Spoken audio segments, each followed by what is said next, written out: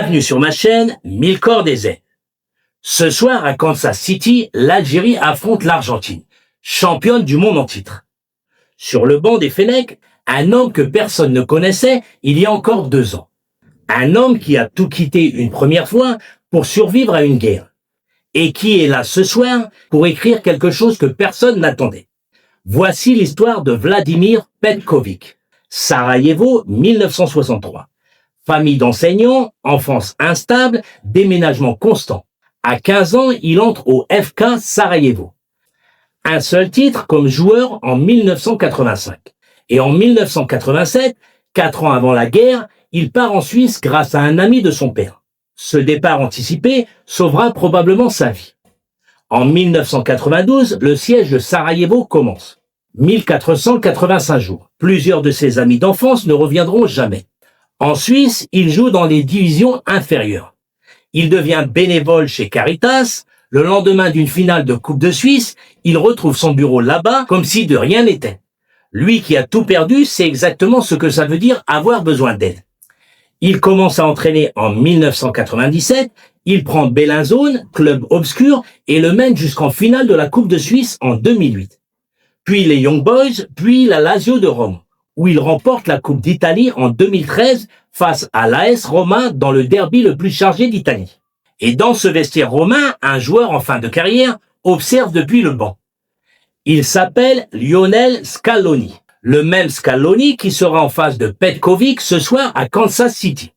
Il l'a dit lui-même en conférence de presse. Je ne jouais pas beaucoup avec lui, il est temps que je me venge. Le maître contre l'élève sur la scène la plus grande du monde. En 2014, il prend la sélection suisse, qualification pour l'Euro 2016 et le Mondial en 2018. Et le 28 juin 2021, à Bucarest, il réalise quelque chose que personne n'oubliera. 8e de finale de l'Euro. Suisse contre France, championne du monde. Benzema, Mbappé, Pogba, Griezmann. La France renverse tout en deuxième mi-temps 3-1. Le monde entier pense que c'est fini. Petković reste calme, il ajuste, en 10 minutes, la Suisse revient à 3-3.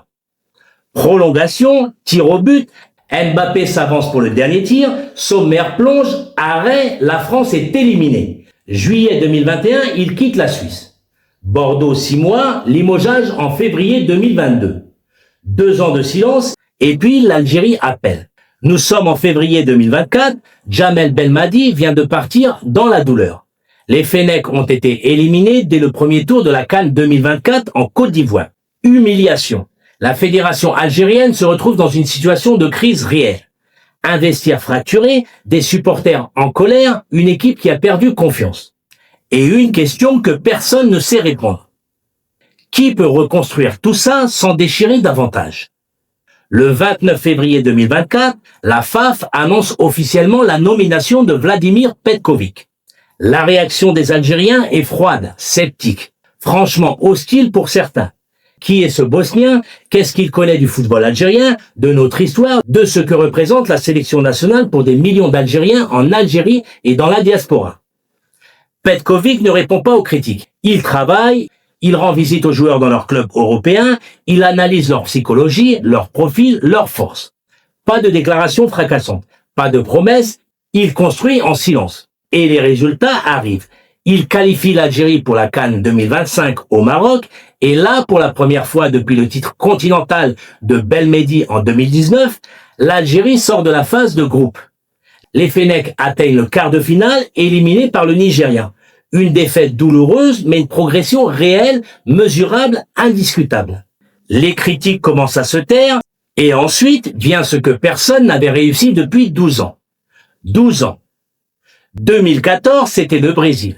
Slimani se 8e de finale contre l'Allemagne qui a failli basculer. 2018 manqué, 2022 manqué, 2 qualifications ratées, une décennie entière d'absence sur la scène mondiale. Et Petković qualifie l'Algérie pour la Coupe du Monde 2026. Les chiffres sont nets. 9 victoires, 1 nul, 0 défaite dans les éliminatoires africains. En tête de groupe sans discussion. Bilan total depuis son arrivée, chiffré officialisé par la FAF, 21 victoires, 4 nuls, 3 défaites. Toutes compétitions confondues. Résultat suffisant pour que la fédération lui prolonge son contrat jusqu'en 2028. La FAF lui fait confiance pour la suite. Et la suite, c'est ce soir. Groupe J.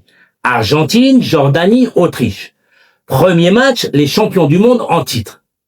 L'une des 3 meilleures équipes de la planète. Alors posons-nous la vraie question tactique. Comment Petkovic va-t-il aborder ce match? Avec l'Algérie, il a démontré une capacité à adapter son dispositif en fonction des profils disponibles. Face à l'Algérie, 2 logiques sont possibles. Défense en bloc discipliné ou frapper contre-attaque. Empêcher l'Argentine de construire tranquillement, imposer l'intensité dès les premières minutes.